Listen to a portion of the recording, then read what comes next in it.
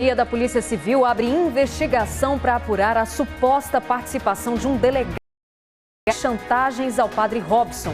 A extorsão foi o pivô da operação sobre desvios de dinheiro na AFIP.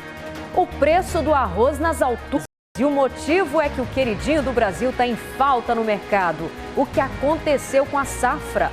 Oportunidade de emprego no campo. Mais de 7.000 pessoas foram empregadas no setor agropecuário em Goiás.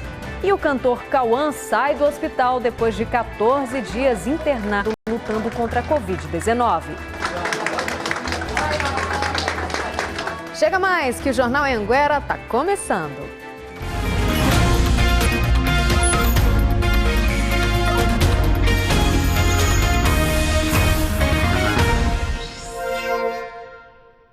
Olá, boa noite. Agora são 6h43. E a Corregedoria da Polícia Civil está investigando a suposta participação de um delegado no caso de chantagens ao padre Robson. O processo da Justiça aponta que e-mails extorquindo dinheiro do padre foram enviados depois da prisão de 6 pessoas ainda em 2017. O acusados revelou que enviou mensagens de dentro da delegacia com o conhecimento do delegado. Reira Nunes Júnior, segundo a investigação, foi o mentor de toda a chantagem. Ele é considerado pela Polícia Civil um dos maiores hackers de Goiás e está preso desde 30 de junho de 2017. Chamou a atenção do Ministério Público o fato de que, mesmo depois da prisão dele, padre Robson voltou a procurar a Delegacia Estadual de Investigações Criminais para denunciar que as ameaças continuavam. Em depoimento ao Ministério Público, o delegado que estava à frente do caso, Cleiton Manuel Dias, confirma que as extorsões seguiram, mesmo com o hacker Welton preso.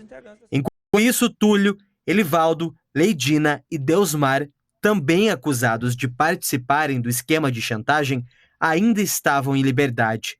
A Justiça a Delegacia Estadual de Investigações Criminais enquanto ele estava preso. Todo esse caso de extorsão, lá em 2017, foi apurado pela Delegacia Estadual de Investigações Criminais. Na época, o delegado Cleiton Manuel Dias foi o responsável pela ação. Só que o Welton, em seus vários depoimentos à Justiça, disse que as chantagens criadas dentro da foram acompanhadas e dentro do delegado. O próprio hacker diz, em um dos seus depoimentos, que não ficou na carceragem. Permaneceu preso na sala do delegado, onde dormia, tomava banho, tudo na sala do delegado. O hacker conta que o delegado Cleiton queria dinheiro e que pagou em torno de R$105.000 para o delegado e a agentes da DEIC. Hoje, Cleiton Manuel é titular da primeira delegacia de Aparecida de Goiânia e disse que não vai comentar o caso. O esquema de chantagem começou em março de 2017, quando os envolvidos pediram ao padre Robson Oliveira R$2 milhões para não divulgar informações pessoais sobre a vida dele e um suposto. A Justiça condenou 6 pessoas pelos crimes de extorsão e associação criminosa. Sobre o envolvimento do delegado Cleiton, a Direção-Geral da Polícia Civil disse que a denúncia é de 2017, mas que a caso por meio da Corregedoria. Disse ainda que o procedimento é sigiloso e, por isso, enquanto não for finalizadas mais informações.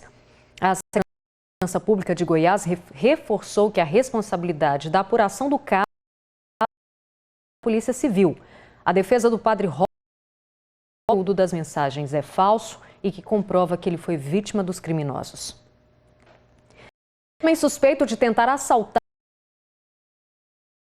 em confronto com a Companhia de Policiamento Especializado de Rio Verde. Ana Paula Moreira tem as informações para a gente. Oi, Ana, é com você. Boa noite. Boa noite para você, boa noite para todo mundo. Esse caso aconteceu agora à tarde. Segundo a polícia, esse homem teria chamado um mototaxista, aparentemente para uma corrida comum. Assim que o mototaxista chegou no local, então surpreendido com esse bandido que deu voz de assalto. O mototaxista reagiu e acabou sendo baleado. Esse suspeito então fugiu e em um determinado momento ele deu de cara com a polícia. Houve esse confronto, teve troca de tiros, ele acabou sendo baleado, não resistiu aos ferimentos e acabou morrendo lá de 54 anos, ele foi socorrido. De saúde, ele está nesse momento fazendo então uma cirurgia, mas ele está fora de perigo. A Polícia Civil agora vai investigar esse caso, até mesmo para saber se teve uma segunda participação, uma participação de uma outra pessoa. Com você. Tá certo, Ana Paula, obrigada pelas informações. Um grupo foi preso hoje por suspeita de roubo de gado. Eles agiam em fazendas lá no sudoeste goiano. 5 homens foram presos e um menor apreendido. As prisões foram em Jataí e também em Rio Verde. Todos são suspeitos de participar de uma quadrilha que roubou na região sudoeste. O grupo é suspeito de roubar 2 fazendas em dezembro do ano passado, em Caiapônia e também em Rio Verde, e outra já neste ano, em janeiro, no município de Serranópolis. As investigações mostraram que os criminosos agiam de forma semelhante, rendendo os moradores com muita violência. Normalmente ela escolhia a fazenda a ser ligava aos caminhoneiros. Os membros da associação se dirigiam até a fazenda, rendiam os vaqueiros, os familiares que estavam ali, eram colocados nos banheiros da casa. Em seguida, os caminhões chegavam, também eram rendidos e colocados ali. O gado era fechado, subtraído e levado para um local seguro. Em abril e maio, alguns animais roubados foram recuperados em uma fazenda de mineiros. Na época, o dono da fazenda foi preso por receptação. Esta vítima, que preferiu não ser identificada, conta os momentos de terror que viveu nas mãos dos criminosos. Foi extremamente violento com a gente, ameaçou dar tiro em mim e minha esposa. Nos prenderam, amarraram, fecharam no quarto e a gente ficou refém até as 3 horas, 4 horas da madrugada. Olha, a Polícia Civil deve concluir o inquérito em 10 dias. E servidores conseguiram impedir a entrada de drogas que estavam escondidas, sabe onde? Em cápsulas de medicamentos no presídio de Jataí. Sobre cada vez mais audaciosos, né? Pois é, Rosane, ousadia é o que não falta, né? Boa noite para você, boa noite a todos. Olha, segundo a polícia, esse suposto medicamento apreendido na unidade prisional aqui de Jataí teria sido levado pelo pai de um detento. Olha só, essa façanha foi descoberta quando um dos agentes percebeu que a embalagem do medicamento estava violada. Nas cápsulas, no lugar de substâncias para o tratamento de doenças, tinha crack. Em um outro caso, os agentes da unidade prisional aqui de Jataí interceptaram um arremesso de alguns tipos de drogas para dentro do presídio. Todos os apreendidos foram trazidos aqui para a delegacia de polícia civil. Vamos ao vivo. Ninguém foi preso. Um procedimento aditivo será feito para poder apurar esses 2 casos. De acordo com o balanço feito pela unidade prisional aqui este ano, 10 quilos de maconha foram apreendidas. Olha só, além disso, 250 gramas de... Volto com você. Tá certo, Bruno, muito obrigada. E lá no leste do estado, a polícia apreendeu mais de 200 pés de maconha, armas e munição. Essas sementes de maconha estavam com 2 suspeitos abordados em uma fiscalização de rotina.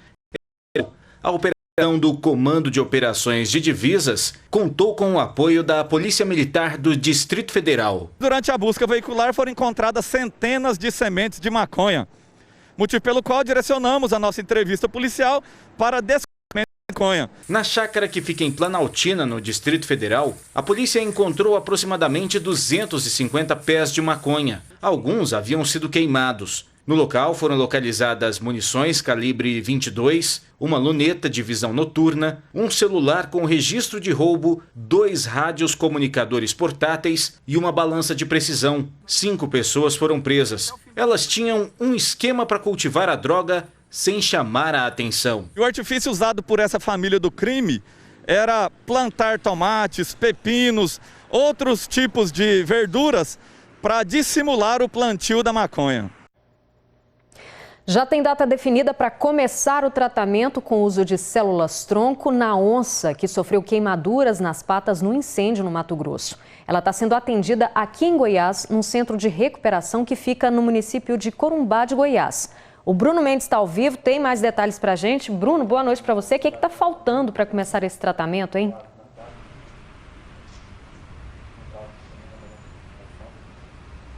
Olá, Rosane, boa noite para você, boa noite para todo mundo. Tá faltando só que a onça se recupere um pouco mais para então esse tratamento com células-tronco começar, e está previsto já para começar no próximo sábado. A intenção é que essas células vão acelerar o processo de cicatrização nas patas da onça. Inclusive, chamaram bastante atenção algumas imagens do animal em que ele aparece com uma espécie de botinhas, repare só. A onça. A boa notícia é que ela está melhorando, está evoluindo, inclusive nem se incomoda mais com esses curativos. Um dos veterinários que está cuidando do animal gravou um vídeo para a gente falando sobre a evolução no tratamento e disse inclusive que a onça está voltando a ficar brava, o que é um bom sinal. Vamos assistir. Ela se alimenta bem, ela está bebendo água, ela se locomove com certa dificuldade por causa da condição dela, que é totalmente aceitável, mas se locomove. Os curativos têm sido feitos dia sim, dia não, então está sendo anestesiada dia sim, dia não, para trocar as botinhas que ela aceitou bem, ela não está mexendo nesses curativos. E o processo de cicatrização está acontecendo de uma maneira até acelerada. Cada dia que passa ela está mais responsiva, mais, vamos dizer assim, mal-humorada, o que é excelente para o animal de vida livre, sinal que ele está voltando ao seu normal. Amanhã será feito um novo curativo e sábado a gente vai começar o tratamento com a terapia com célula-tronco.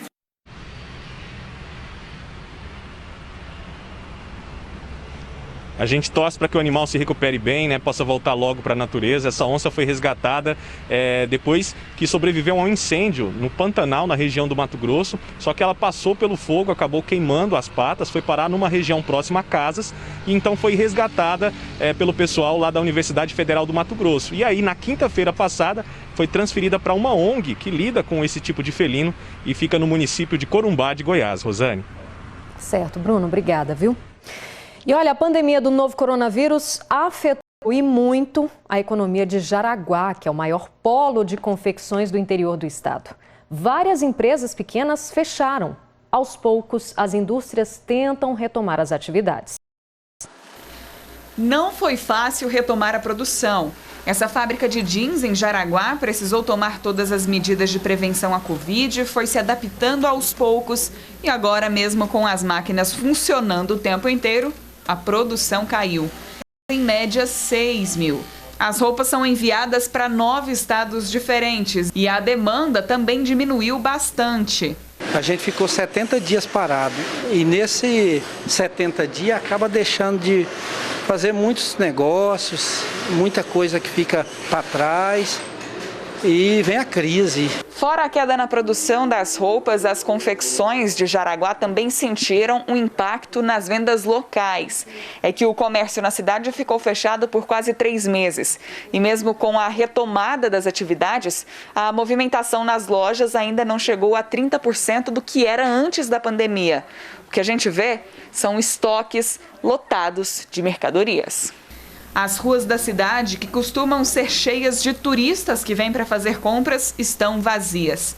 Segundo a Associação Comercial e Industrial de Jaraguá, cerca de 30% das indústrias de pequeno porte fecharam as portas e 50% dos trabalhadores do setor foram demitidos nos últimos meses. Era aglomerada, né? Era muita gente, era muita compra, não tinha estacionamento para ninguém, os restaurantes todos. Essa, que fabrica artigos e roupas militares, passou a produzir máscaras e produtos usados no combate à Covid. Assim, conseguiu manter os 320 funcionários trabalhando e retomar as atividades com tudo. A expectativa daqui para frente é que as coisas comecem a melhorar. A gente acredita que com as dificuldades a gente acaba aprendendo cada vez mais e tentando se superar, uma vez que a nossa classe é uma classe que sobrevive quem consegue a questão da superação. Agora são 6h57. A seguir, o consumidor se assusta com a disparada no preço do arroz. E golpistas